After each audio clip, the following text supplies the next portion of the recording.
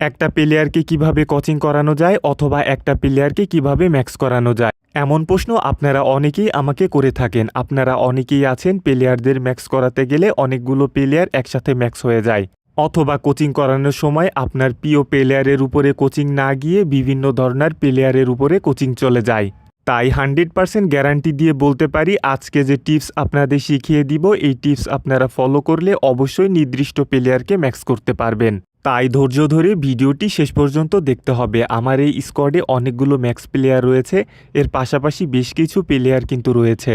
আমার টিমের দিকে লক্ষ্য করলে আপনি দেখতে পারবেন এখানে বেশ কিছু ম্যাক্স প্লেয়ার রয়েছে, তাছাড়াও ম্যাক্স প্লেয়ার বাদে আরও বেশ কিছু আনম্যাক্স প্লেয়ার রয়েছে।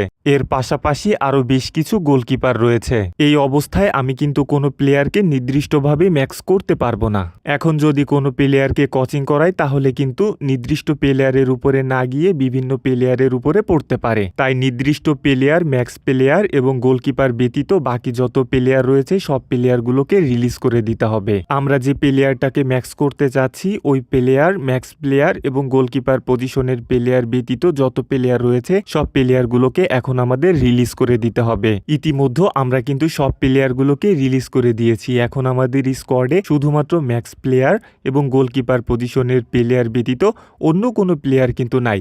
সো এখন আমরা যদি কোচিং করাই তাহলে অবশ্যই আমাদের কোচিংটা কিন্তু নির্দিষ্ট প্লেয়ারের উপরে গিয়ে পড়বে।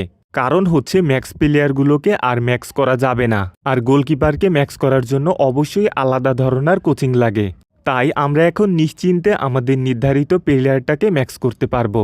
কোচিং অপশনে যাওয়ার পর ফিটনেস অপশনে গিয়ে আমরা দেখতে পারতেছি যে আমাদের নির্দিষ্ট যে প্লেয়ারটা রয়েছে সেই প্লেয়ারটাকে কিন্তু আমরা কোচিং করাতে পারতেছি। 82 রেটিংয়ের পেদ্রিকে আমরা যদি বারবার কোচিং করাতে থাকি তাহলে তার রেটিং বাড়তে বাড়তে যখন 10 বেড়ে যাবে তখন কিন্তু এই প্লেয়ারটা কালো কালার ধারণ করবে এবং ম্যাক্স হয়ে যাবে। অনেকে এখন বলবেন আমার সব প্লেয়ার তো আনম্যাক্স, আমি কিভাবে নির্দিষ্ট প্লেয়ারকে ম্যাক্স করাবো? আনম্যাক্স আইডিতে নির্দিষ্ট একটা প্লেয়ারকে ম্যাক্স করানোর জন্য নির্দিষ্ট প্লেয়ারটা ব্যতীত বাকি সব প্লেয়ারকে অবশ্যই গোলকিপার পজিশনের হতে হবে। তখন আপনি প্লেয়ার কিনে রিলিজ করার মাধ্যমে যে কোচিংগুলো পাবেন সেই কোচিংগুলো দিয়ে নির্দিষ্ট একটা প্লেয়ারকে ম্যাক্স করাতে পারবেন। ভিডিওটি ভালো লাগলে একটা লাইক করে দিন, আর শেষ পর্যন্ত দেখার জন্য অনেক অনেক ধন্যবাদ।